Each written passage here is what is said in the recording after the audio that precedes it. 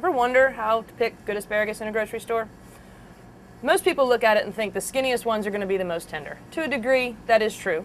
But there are actually different varietals of asparagus that many people don't necessarily know about. There's pencil size, there's this size here, and then there's the large, thicker, chunkier size, which are typically, depending on what you're doing, a little more tough, but depending on how you cook it, you can tenderize it.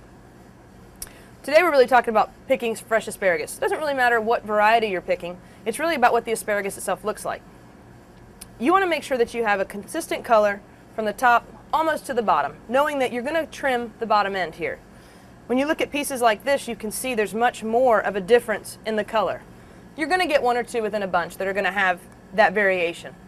But you want to avoid large bunches that all look like this. This is not going to be very tender, not going to be very flavorful. The other thing that you want to look at, and I have two bunches here.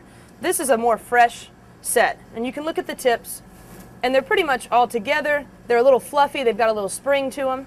And when you look over here, you're going to see that these have sort of started to kind of decay. They're soft and mushy at the top. Some of them are worse than others. Let's see. That kind of gives you a good idea. This is usually what you get when you take it out of the crisping drawer in your refrigerator after a week. This is not what you should be taking home from the grocery store.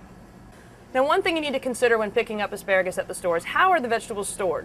And every grocery store is a little bit different. This particular bunch was actually piled up on top of crushed ice. And I know if you go to grocery stores early in the morning, they're piling crushed ice on the vegetable and produce area, and then they're just stacking their vegetables on top.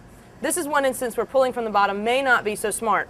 If you look at this piece here, this has been pushed against the ice. And so what's happening is it's actually freezing the asparagus along the edge, and it's causing it to decay. It's going to create ice crystals within the asparagus, which is going to basically make that mushy. The more that happens, the worse product you have in the end. So in this case, just take a look. Open it up. Make sure you're getting the freshest, nicest asparagus you can have. It's going to last longer. It's going to taste better at home.